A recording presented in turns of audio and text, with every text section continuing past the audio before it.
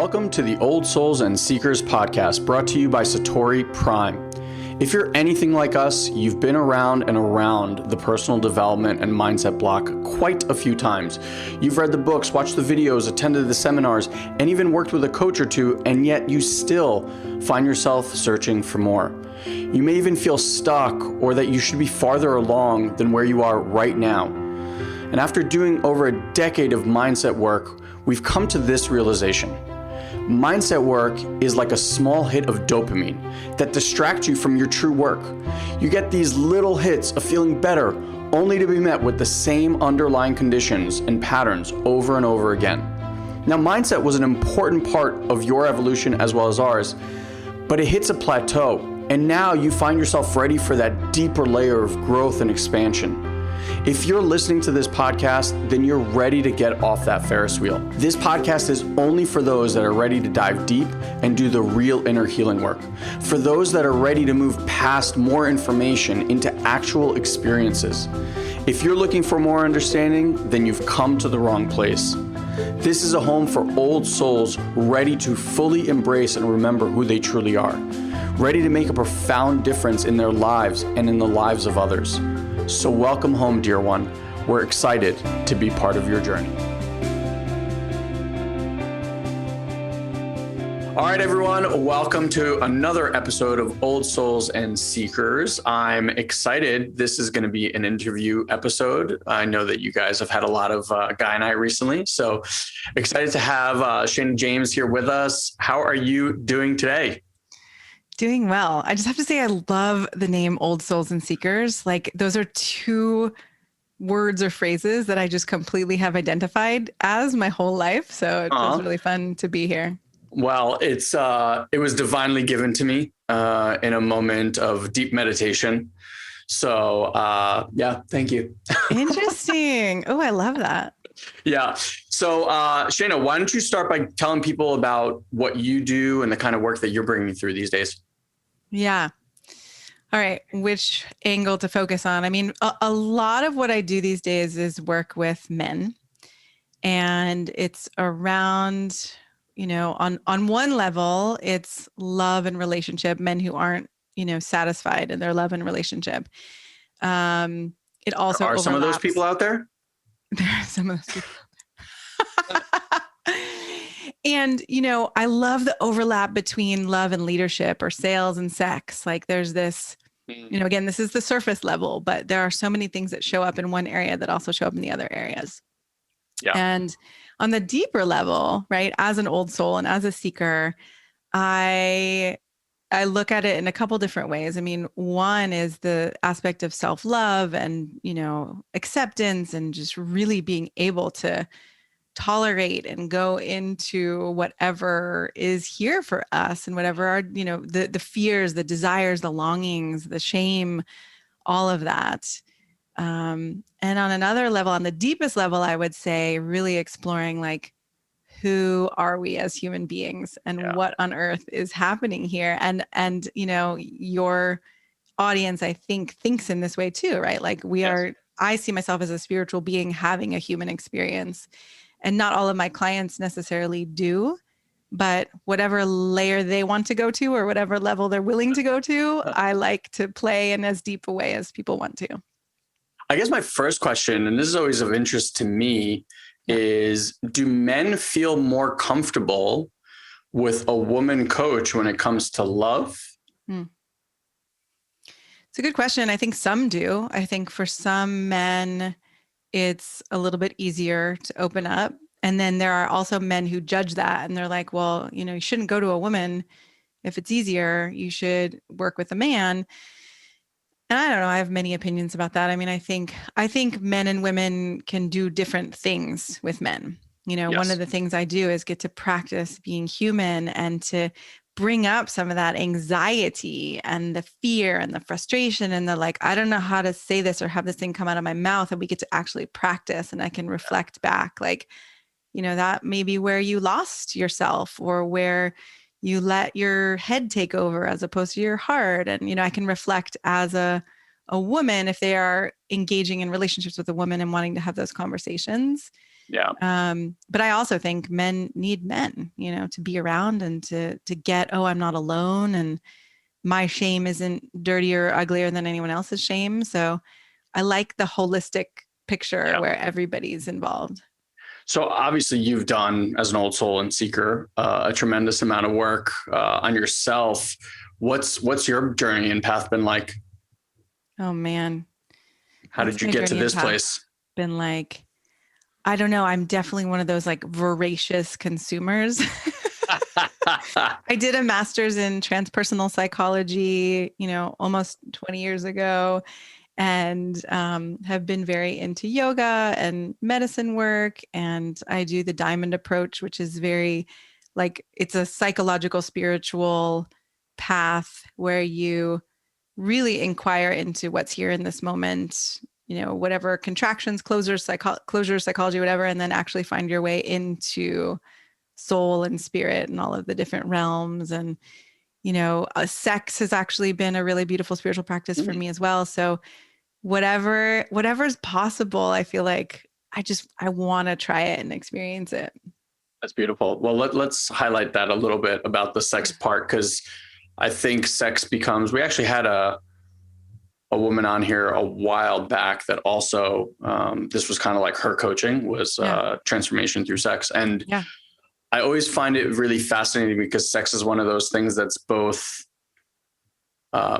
exciting and also taboo at the same time. And I remember I was like probably like 25, and a friend of mine gave me the Multi-Orgasmic Man. Yeah. And I remember thinking at that time, I was like, damn, why didn't someone give me this when I was like 13 years old? Yeah. And like practicing nonstop and practicing all the wrong things. Well, not the wrong things, but just not with this, heightened level view.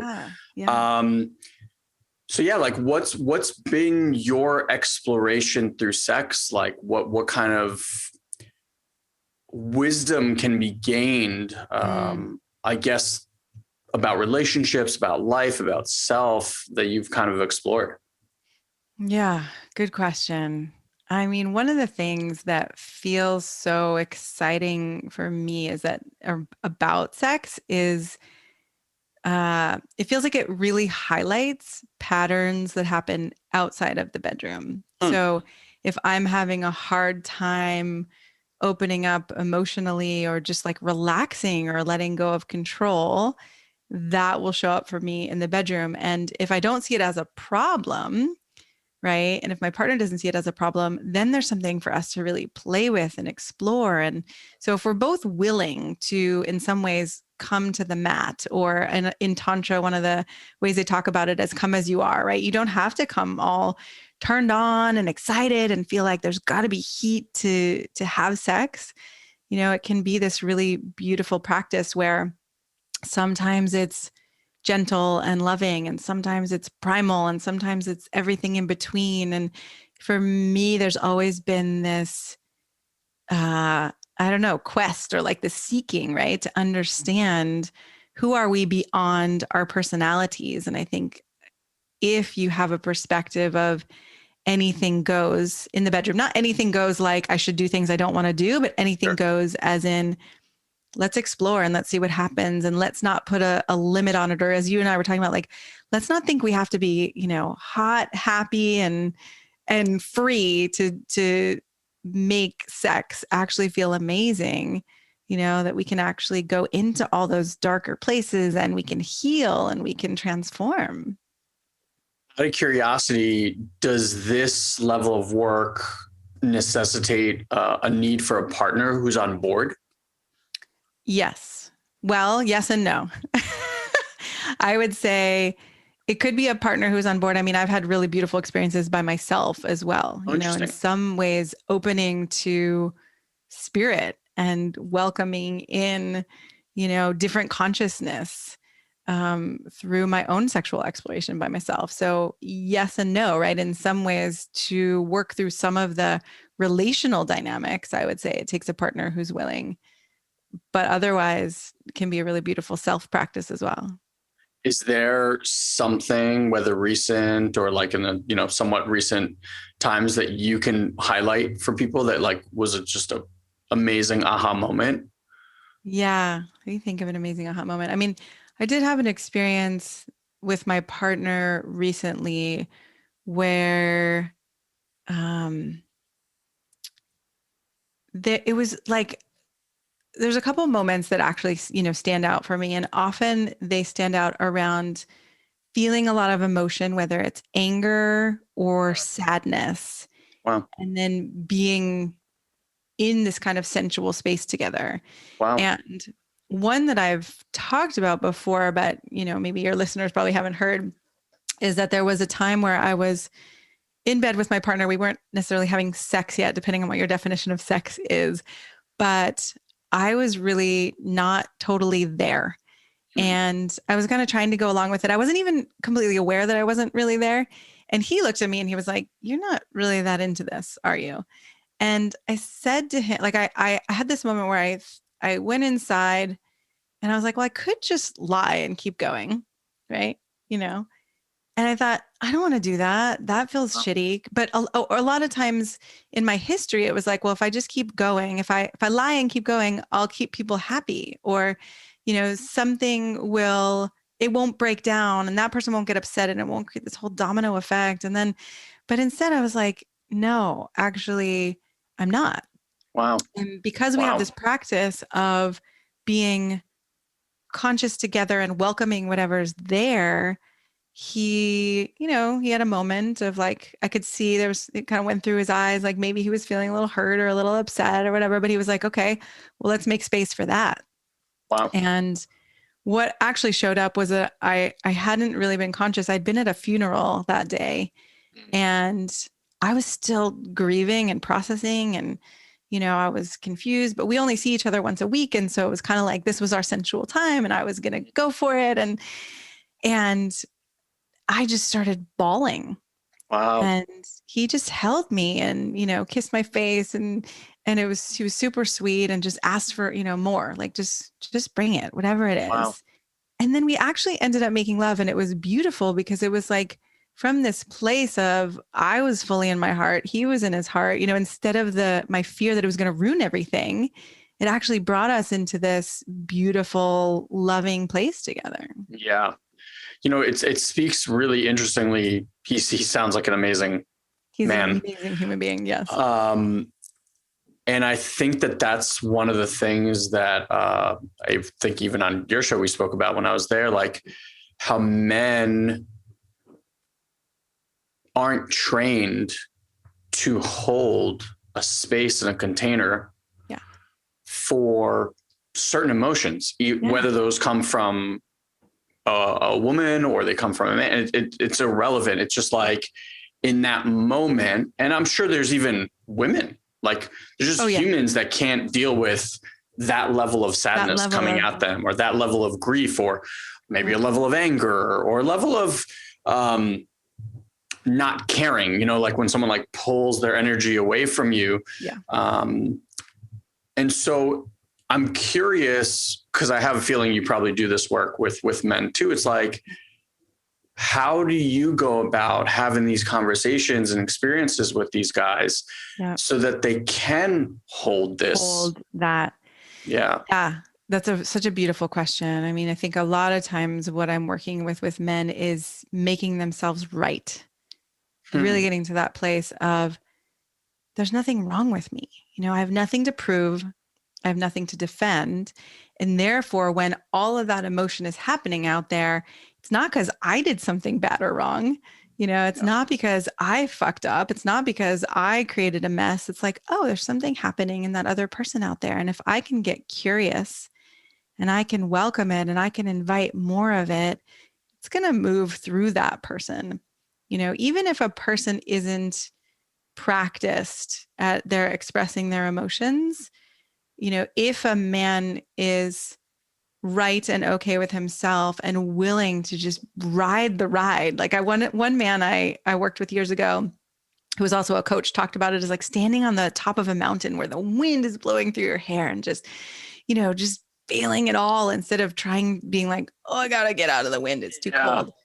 Right. If you can let it through, if you can welcome it, if you can accept it instead of, oh, fuck, we just got to get this, we got to get this over, or God damn, we were supposed to have sex tonight and now we're not going to. And that scarcity mentality, that so much richness can open up when there is that kind of acceptance. I mean, he did this even the other night. It was really beautiful outside the bedroom when we were doing a practice of inquiry together. And the first thing I said was, my heart feels really flat. Like I'm looking at you and I feel like there's this white plastic fence in front of my heart and I can't really feel much. And I notice I'm having a hard time trusting, and that can be one of those buzzwords that's like, oh yeah, you're having a hard time trusting. Well, let me show you. I'm trustworthy. And how could you not, could go into that. You could start defending. But if you're not defending, then a really powerful exploration can happen. So he ended up, he said, oh yeah, I can feel my own contraction there, my own fear. And it makes total sense that based on your own history, he said to me, you wouldn't trust. And what if we kind of just played with the fact that most people don't speak the full truth? So what if instead of being pissed off at each other or snarky with each other, like you're withholding from me, it was just like, oh, let's just assume, not from a place of malice, that we're both doing the best we can, but we're not going to be fully honest. And then we can explore from there. And suddenly my heart opened and I was like, oh, I felt like my heart took a breath for the first time in days, Wow. So that thing that we thought was going to be whatever would break something can actually be a really beautiful door to connection. Yeah. It's, we've all had traumas where like we've said that thing and it's created and it's gone really bad. So much pain. And then we're like, I'm never going to do that thing again. And we just go down this pathway. Can you speak more to that exercise? It sounds very intriguing. Like what is that exercise that you guys do together? Yeah. I mean, there's a couple different ways to frame it. One, I've taught a lot of authentic relating, and in authentic relating land, what it often looks like is one person speaking something I'm noticing right now, and noticing usually internally about myself, my emotions, my sensations, sometimes thoughts.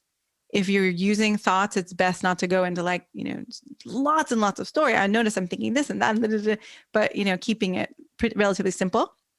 And then the other person on the other side can say something like, well, hearing that, I notice this about myself. Okay, then hearing that, and you can go back and forth. In my spiritual practice, in the Diamond approach, they call it a dialectical inquiry. And it's really similar in that, again, just going inside, checking, using presence and awareness to find what you're aware of internally, and then being impacted, right? Both of them, it's being willing to be impacted by the person across from you or by the soul across from you, however you see it, and seeing what's here in this moment. That's awesome. Yeah, we have an energetic practice that we teach some of our students in some of the high level programs called an alchemy session. Ooh. Where you're kind of in this dropped in aware place, and as your energetic bodies start to kind of like get in sync. Yeah. One person will say like, this is kind of like, I'm feeling this energy or I'm feeling that or whatever. And then the other person, it's interesting because it's like, once you start to sync, you almost start to say things at the same time. Like the arising is just in both of you. Totally. And it's just this very surreal experience to be that in sync. And we don't even do this with like, partners, like intimate partners. Right. It doesn't have to be an intimate partner. These are just like that. It's amazing. Strangers sometimes. Yeah. Yes. And I love that. I mean, that to me, in some ways, one thought I go to is like, right, imagine that in the bedroom. I mean, that is such a beautiful synchronicity. And then beyond that, even outside of the bedroom, right, to have that level of connection and intimacy is just, it's so rich and it's so beautiful and it's so touching and meaningful in a way that a lot of people walk around, I work with a lot of people who kind of feel like roommates or It's like even relationships that are good and people feel they're like, yeah, we have a good life. We've got this, we've got that, we got a family. They often don't get to that heart or soul level with each other, which is I feel sad about that. I don't know if they do, We live in a world where the construct of relationships has shifted and changed so much that it's not like they're around many people that have that for them to even know that they're missing that. It's possible that it's missing. Yeah. Right. Like for most people, it's like if we're not arguing every second, and if I can tolerate my partner, we're doing well. Then we're doing okay. And that's all that I could hope for. And it's such a sad reality. I look at my friends, and luckily, we all, like within my core group of friends, we all got into personal development really young. Like I'm talking anywhere from late teens to like early 20s. Right. And so we had this amazing group where we had tools as we were going into like our more serious relationships. And we had tools to both speak to our partners, but also have friends that were around us watching the partnership build that were always asking questions. And so now I look at like our group of friends versus some of the other ones that I've met, and it's profoundly different. Like when we started hanging out with kind of people in my like more hometown, this is how it goes. Like we go into a dinner party or we go into a room and it's like women and men. It's just like interesting. Always, like the rivers parts or the sea always parts. Like it without fail. And then I noticed that like when I go to parties at like my core friend's house, like the close group of us, everyone's always hanging out together. Always, and probably having a lot deeper conversations, right? There's, how are you actually doing? Like, what's really going on for you, as opposed and there's something else, which like. Men, it's so funny. It's like, we'll go to a dinner party, even if it's a couple, and like the husband will only talk to me versus we have a conversation as the four of us. And it's just really like, it's just become so the norm that I don't even know that people are aware. At least to me, like I come to it and it's strange. I'm like, I'm kind of interested what your wife has to say too, but I can't hear her. I can't. Right. I think, there's a lot of discomfort and a lot of trying to do it right, or trying to live up to the ideals or what we were taught, whether it's religion or culture or whatever, versus, just getting a little weirder or a little more out of the box with it. Yeah. So in your life, partner, I'm assuming this is someone that's you're not married to at this moment. Not married. No, we've been together for 3.5 years. Okay. Married before. Yeah. Okay. So interesting as a relationship person, like you've gone through I fell in love. It wasn't quite the love. Yeah. So obviously that's probably got to be incredibly useful now, probably really painful then, but like incredibly useful now to have those conversations. Yeah.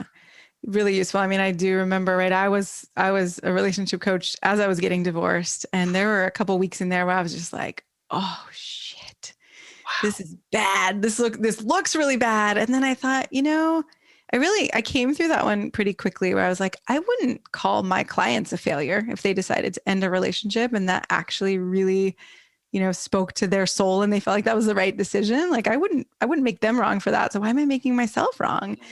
And now, it's powerful. And there was a lot of growing up I did. I got married when I was, I think just before I got 30, just before I turned 30, that's where I got 30. So I think we were 27 when we met, and I look back and I think, wow, I was a baby. I too started with personal development and growth in my late teens, early 20s, but still, I was acting from so many wounded places. Yeah. I did not have the level of consciousness. And when I got divorced, I made a huge commitment to myself that, first of all, I was not going to engage in disrespectful behavior anymore. Wow. I saw that as the root of, what I watched my parents go through and what had broken the trust in my marriage.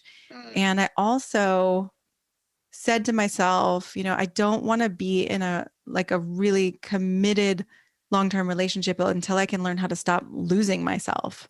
Wow. And that one, I realized you can't really practice unless you're in a relationship. So I've had to endure some of the pain of, shit, this is my pattern. This is my tendency, up until this very day, it's still happening. And so it's been a really powerful process. I see relationship as a spiritual path. So as long as I'm using it that way, I don't feel like I want to pull my hair out.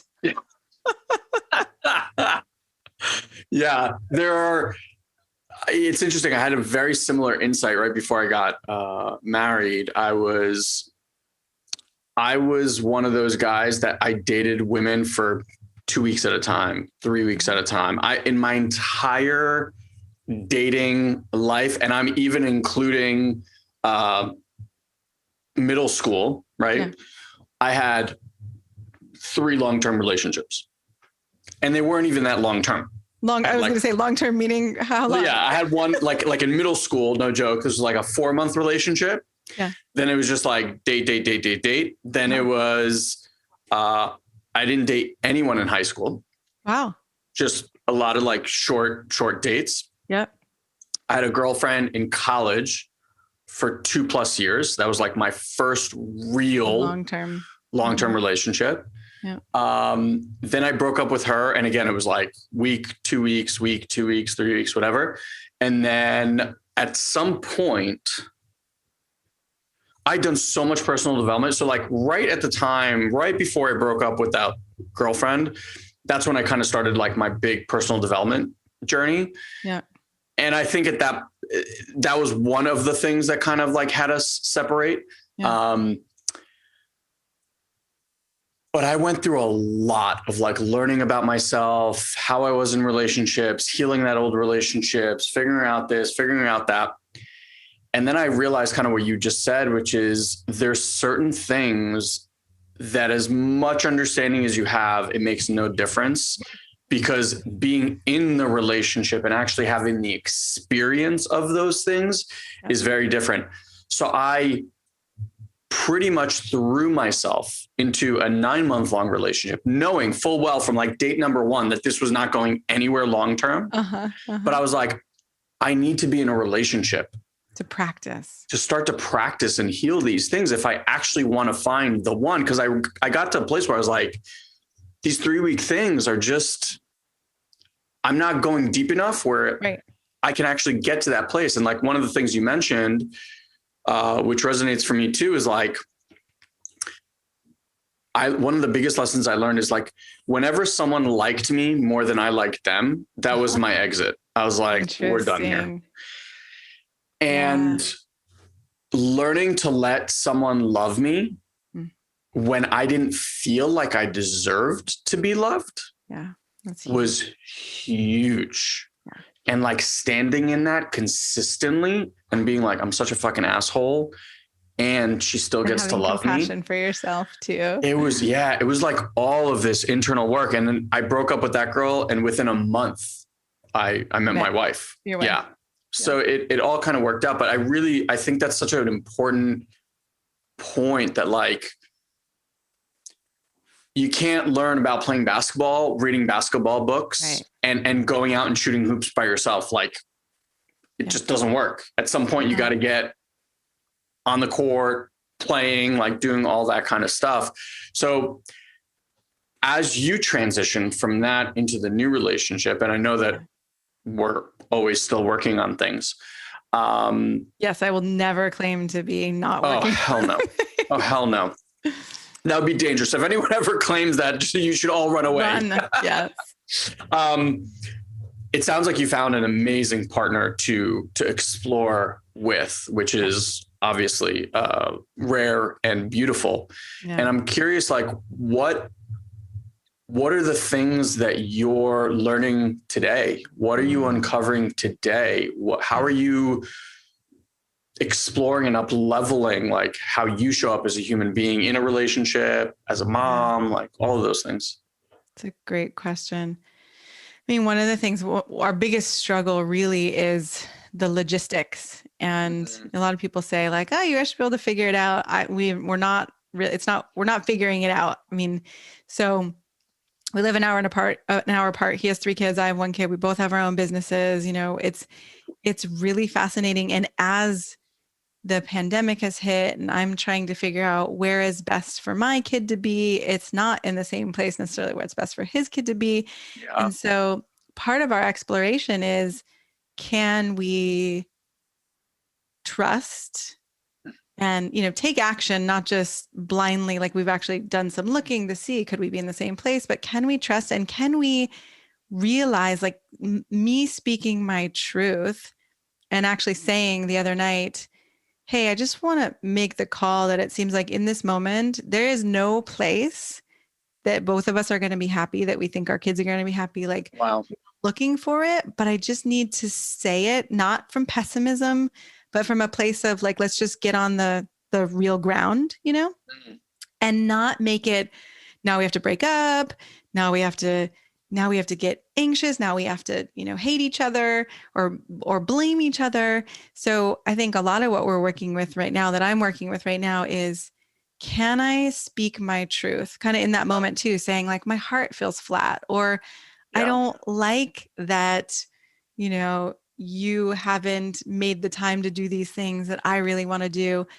And I can take responsibility for that. I'm not making you wrong. I'm not blaming you. And I'm willing also to say if I don't like something, because I think in my history, I've been the good girl, you know, the one who's always nice and kind, and I should be happy and low maintenance and all that stuff. And so really playing with like, oh, I actually get to have a voice and I get to speak my truth, and I can actually do it with total love and with a willingness to not know. You know, I can say, I have this story. I think I said, I have this story that you actually don't want to live near me and my kid. And I'm not attached that that's true, but that's what keeps going through my head. And I just want to say it to clear it, because otherwise it just keeps repeating. And then I start seeing you through that lens. Yes. And then he had a chance to sit and say, okay, I hear that. It's actually not what's true for me. He wasn't defending, but it was like, oh, right, that's not what's here for me. And logistically, I don't know how to make it work either.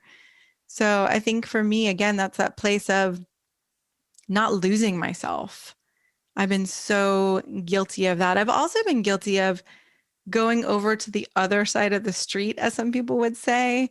Like, I've gone to, oh, well, maybe this just isn't going to work out, or maybe, you know, maybe you don't want to be with me, instead of, I'm feeling unloved right now, or I'm struggling right now, or I'm having a hard time actually being vulnerable with you right now. Yes. So that other practice is not just kind of sloughing it off onto someone else and putting my upset over there, but really owning it. So profound. Like, that's so worth highlighting. 2 things. One, naming something. Like, whether it's, we do a lot of like parts work. So kind of like a internal family system type stuff. I love and that. One of the things I tell people is, you know, there's the you, and then there's hundreds of these parts. Hundreds or thousands. Yeah, thousands maybe. And it's not that you're upset, or it's not that you're sad, or it's a part of me is sad. Yeah, a part. There's a little hurt little boy right now who's feeling unheard. Yeah. Or feeling not seen. And once you can even like name that part, that part gets seen. Yeah. And the process starts to kind of like dissipate. And it gives you space. So I think that's just so beautiful to be able to name that. And then the other thing that I absolutely love that you shared, it's like creating from that place. So like you can name that thing, without blame that something like they're doing something you need to do something me to fix this, right? Or you're doing something to me. Exactly. Correct. Because I find that like if we don't name and we hold on to that thing, then whatever your pattern is, you're going to start to do weird manipulative shit to prove that story right. So like you would like take these jabs at that person, or you'll like do something to make them do that thing that hurts you the most so that you can go, see? I knew it. I knew it. So I just think it's really beautiful, like that practice of just naming what's there. Out of curiosity, as you know, I feel like you've had these things because obviously this is your world. I don't know what his world is, but how did you get to a place where you could create that kind of safe space to say like, look, are you open to us having this? Because I think let's say this, if we interviewed 100 women and 100 men and said, is trust in a relationship important to you? Like someone being able to say what they mean. That would be like number 1 or 2. Number 1 or 2. Exactly. Yep. So no one would argue with that. But when someone actually speaks truth, like, fuck you. Right. So there's a big gap to fill between what we kind of want and like what you just described as this is my relationship. Yeah, there's a big gap. And I think a lot of it is people tend to listen through the ears of defensiveness or trying to prove ourselves right. You know, one of my favorite books is Undefended Love. I don't know if you've read that one. No.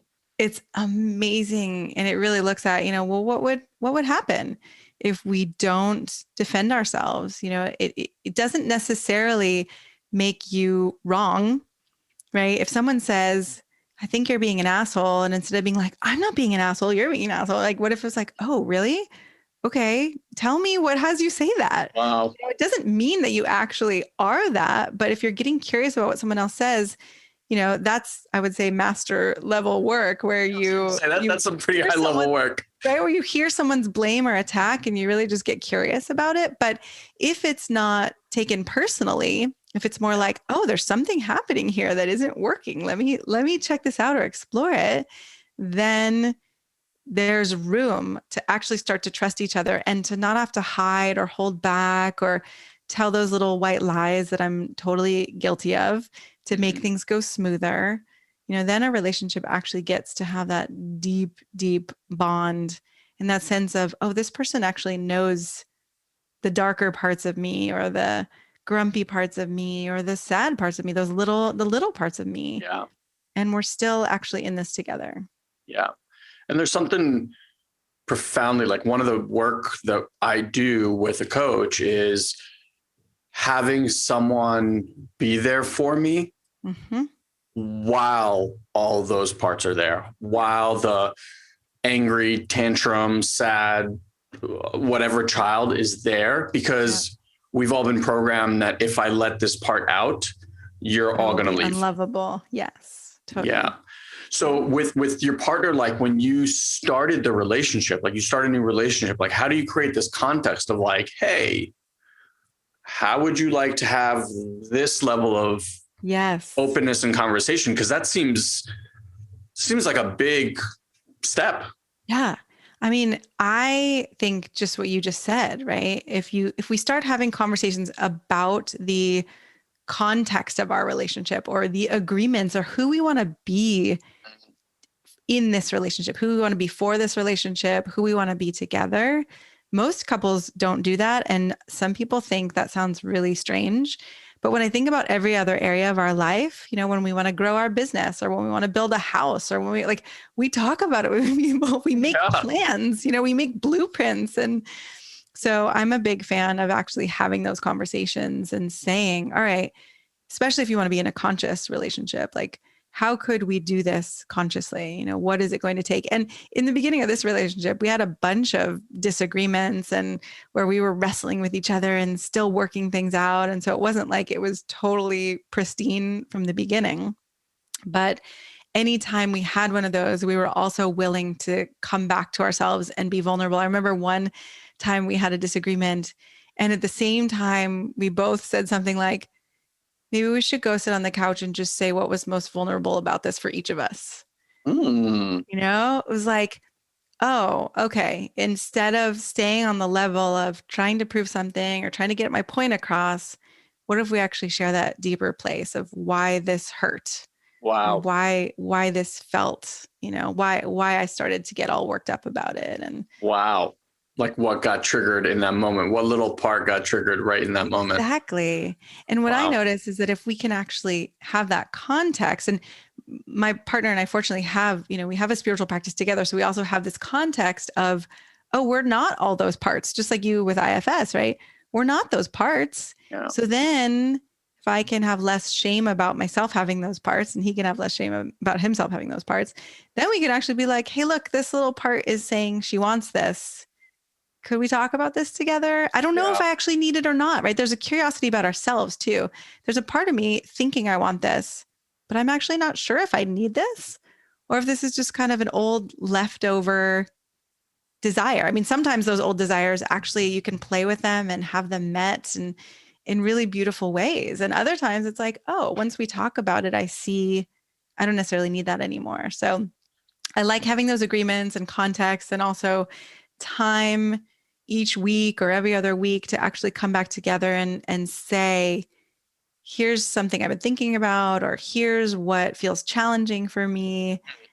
I always, when I start a new relationship, I always start a little note thing in my phone and I mark down the things that make me uncomfortable or the things that I'm noticing that I'm getting frustrated by or the things that I'm wanting, but I'm not saying.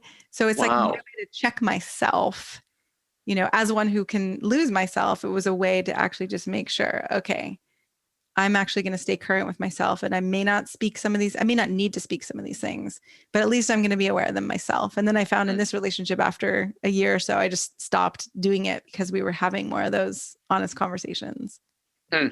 So we have several practices, but I'm curious for you and like whether your personal stuff or what you train people on. Yeah. You know, a lot of the times we are kind of like talking at a really high level view that this what you do in real time is like the really high level. Yeah. For a lot of people, you know, part gets hit, they get hijacked, they say shit that they wish they could take back, or something happens, and that's kind of like, you know, 99% of the time, that's kind of how it goes. Yeah. And I think there are ways to learn. So like even what you were saying, like with the phone, but I'm curious, what practices could you share with our listeners? So like they have that blow up, that thing happens, you know, now they're beating themselves up, shame, guilt, the whole deal. But like, what can they do to work on that or like use that experience as a learning experience? Yeah, totally. I love that. And I think one of the best things to do is to really bring curiosity and compassion. I call it compassionate curiosity for yourself. Or one of my teachers, she'll just say something like, oh, sweetheart, you know, of course you blew up in that way, right? Like, can we let go of the shame and blaming and attacking ourselves and really get curious and see, wow, where did that come from?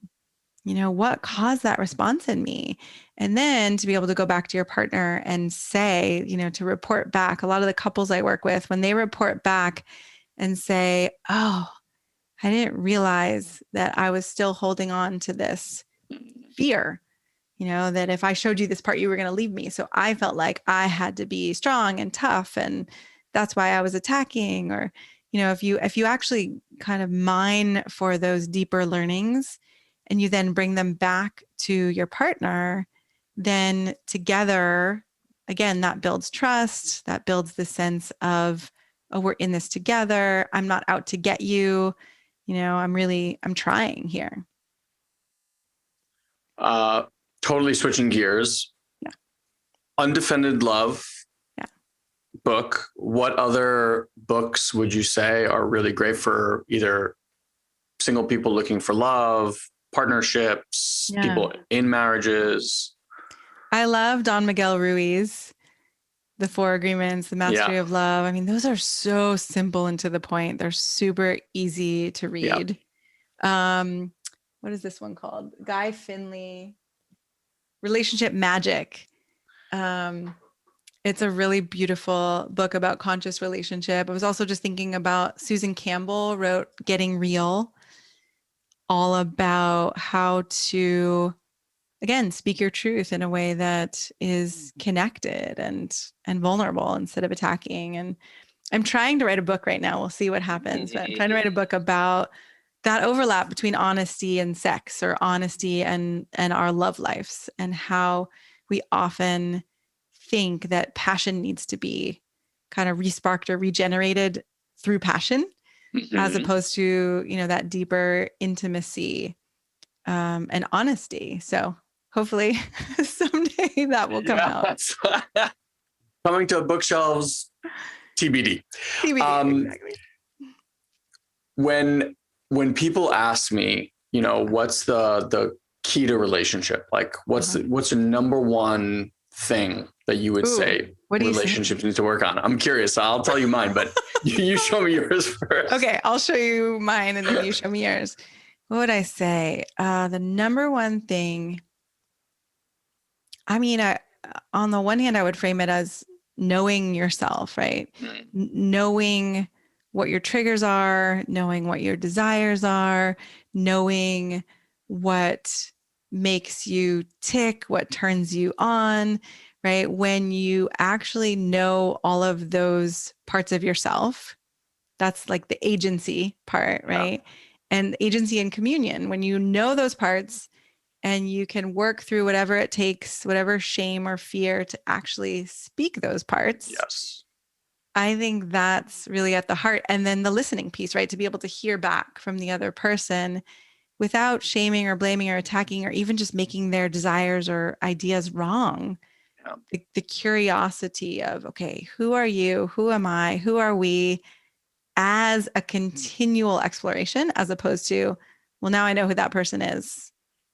And that's that. And I have that person in a box. Yeah, that's really great. I mean, mine is actually super, super similar. And because as you were sharing all this stuff, I was like, oh my God, this is, again, just proving what I've always believed, which is communication. And when I say the word communication, I really, it's not just like, let me talk at you. It really is communication, like being able to speak truth and listen from that empty place, like everything you've been mentioning, like it's not personal, they're not attacking me, it's just like for the greater good. And I've always said to people, like, show me a couple and I can tell you if they're going to last or not, because I know when people stop to communicate, that's the end of the relationship. Like it's just, you might be living together and you might be roommates, but like the relationship is over. And people that communicate more, and I don't mean like yelling at each other, that's not communication, but people that communicate more.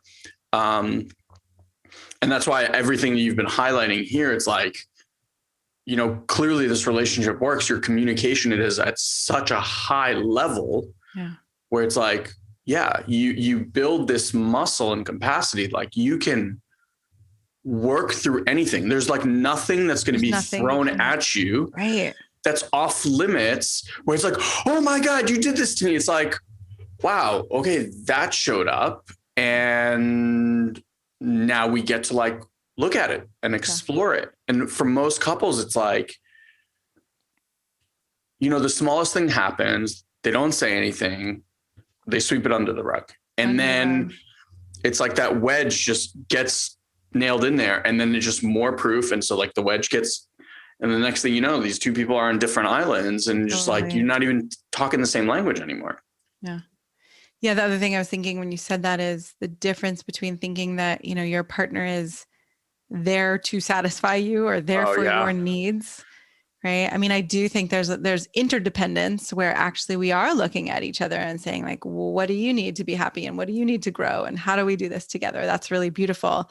And when there's expectations that somebody's going to meet your need, as opposed to, okay, how do I figure this out and bring it to this person? How do I ask for it and co-create it and whatever? But it's not that this person's just supposed to give it to me because we're together. Yeah.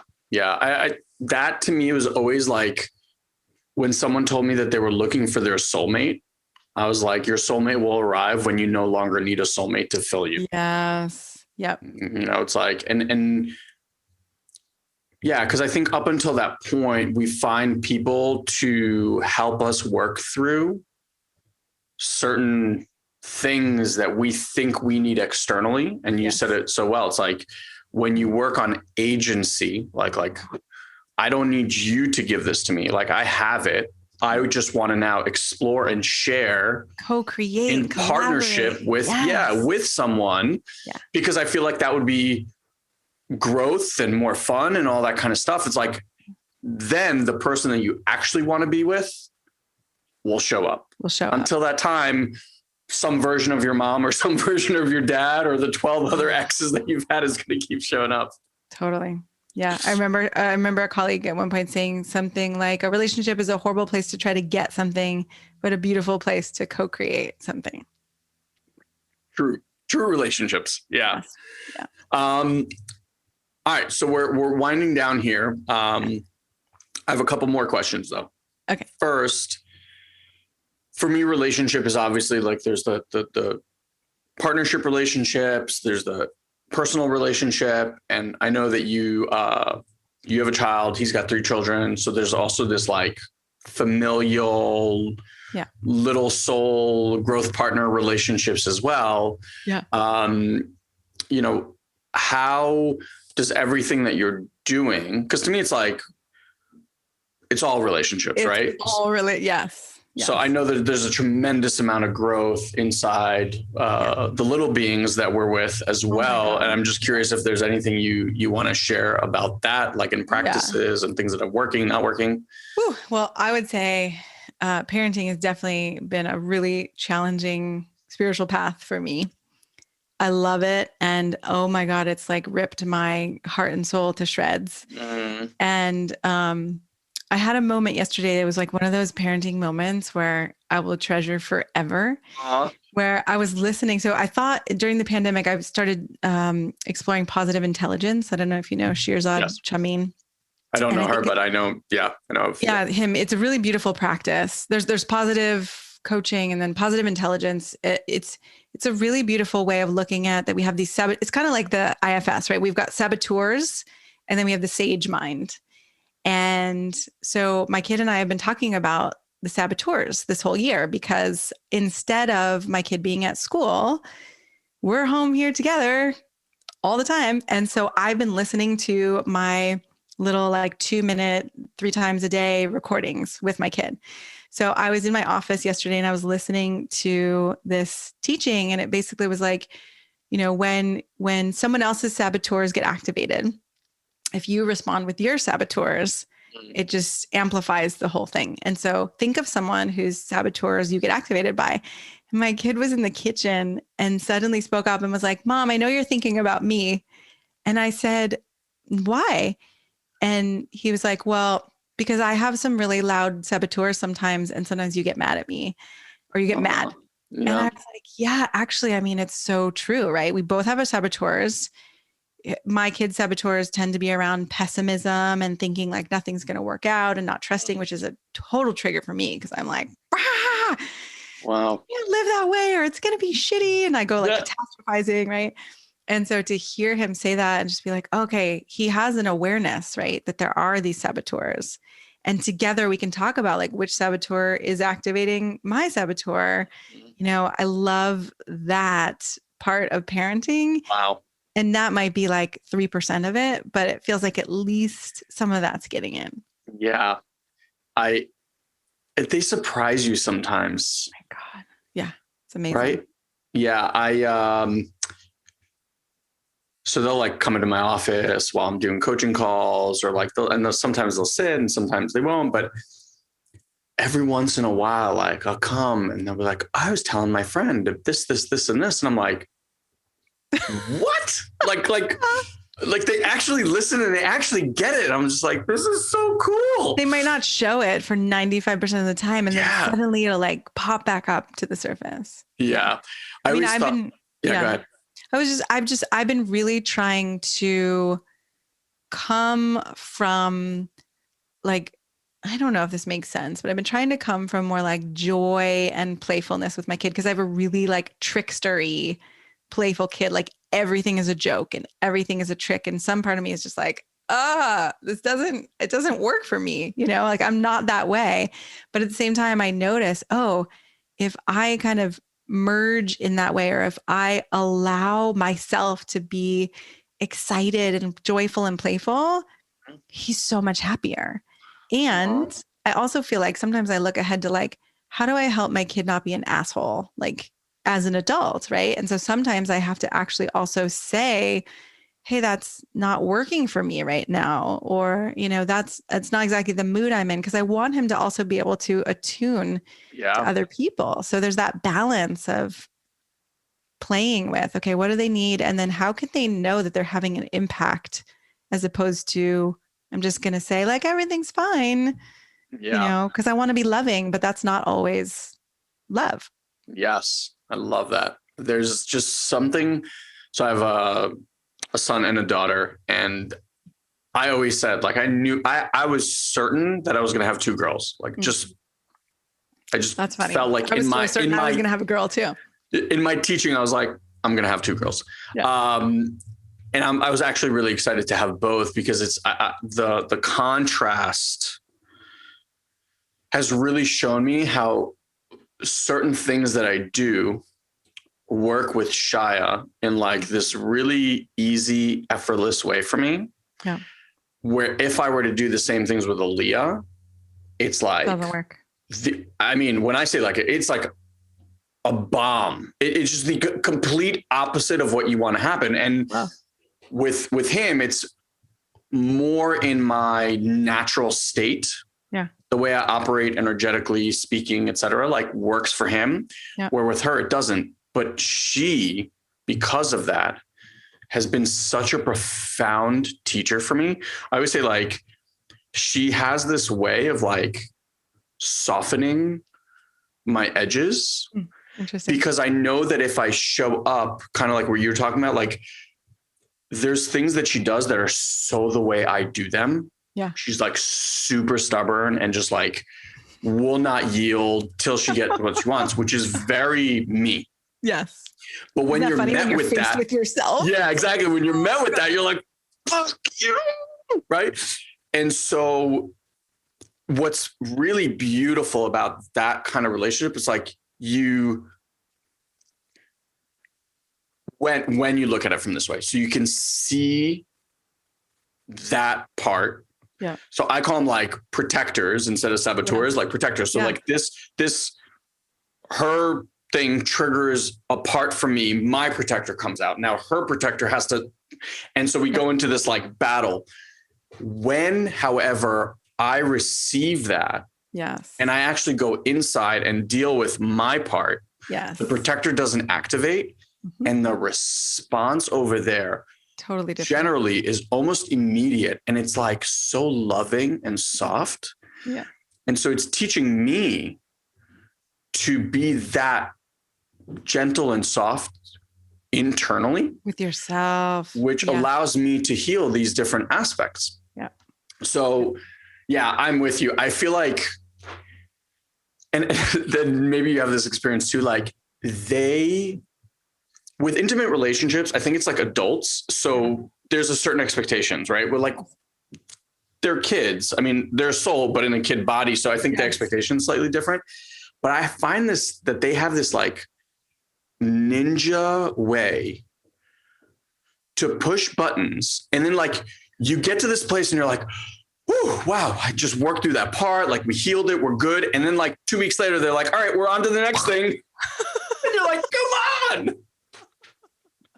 I do. That's why I feel like it's like, I feel bruised and battered a lot in a way, but it's like such an amazing teacher for me. And wow, it's exhausting. Yeah. Wow. That's amazing. Shayna, I love the journey that you're on. And I love that you get to share this with mostly men, but I'm sure others. Like, it's just, to me, this is the stuff that's going to change and shift the way human beings live on this planet at this time. Like this is the work. And I really want to honor that you're taking the information that everyone likes to hold on to and sound really smart at dinner parties, and actually putting it into practice in your relationships. And I think that's like the biggest thing is you don't need another book and you don't need another this. Like what you need to do is take one or two things and implement and practice and practice and practice and practice. Like the conversations that you have with your partner, it doesn't happen overnight. It's not like you give it one go and you're like, what? Didn't work. On to the next book. Most people who try like the first time, it just creates this major meltdown. And yet then from there, if you can actually look at that and be like, oh, okay, how do we want to climb out of this one? Yeah. It can be beautiful. Yeah. So I just really want to honor like that you're doing the work and that sets grooves for other souls to do that too. Because it really is easy to get trapped in information and never actually implement. Yeah. So thank you. And thank you for being an old soul and a seeker and one who is committed to this work and to the depth and to, you know, learning everywhere you go and using your kids and your partner and everything as fodder for the growth. Thank you. So where can people find out about you and your offerings, your podcast? Yes, you can find me at ShaynaJamesCoaching.com. My podcast is called Man Alive. And if you go to ShaynaJames.com/TEDx, you'll find my TED Talk. It's called What 1,000 Men's Tears Reveal About the Crisis Between Men and Women. And then there are some guides for both men and women at the bottom, you know, that you can grab for yourself. So reach out. I'm here if you need support. I always love speaking with people and hearing how, you know, this impacted you. So feel free to let me know. Beautiful. Guys, we'll have all of that in the show notes for you. Thank you so much for being here. Thank you, Shayna. And we'll see you guys on the next episode. Have an amazing day, everyone. Thank you, dear one, for choosing to share a bit of your day with us. We value you greatly. And as a way to give back and help you to deepen these practices, we want to invite you to join our incredible community on Facebook. You can do so easily by going to joinoldsouls.com and ask for an invite. This is our private community where old souls and seekers are able to grow and share their journey with others. We hold exclusive weekly live streams, we answer your personal questions, and offer valuable insights that we won't be able to share here on the podcast. So again, just head to joinoldsouls.com and grab your invite today. And as always, if you enjoy this podcast, please head to iTunes and leave us a review. It's the only way other people can find this show. So if it's making a difference in your life, please share the love. Until we meet again, have an amazing week, dear one.